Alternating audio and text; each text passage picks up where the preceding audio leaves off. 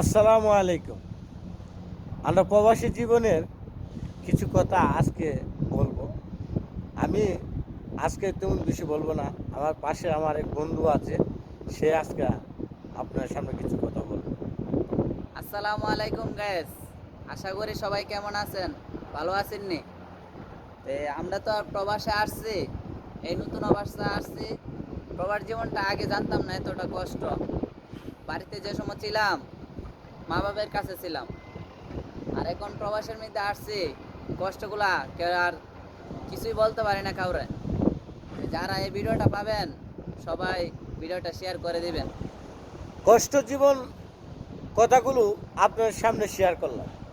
শুধু একজন বাংলাদেশি হিসাবে আমি একজন দূর প্রবাসী।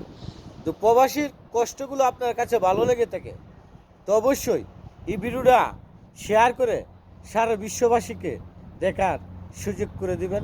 আপনার কাছে একটা অনুরোধ রইল। তো সবাই ভালো পেজটা থাকবেন সবাই ফলো করবেন।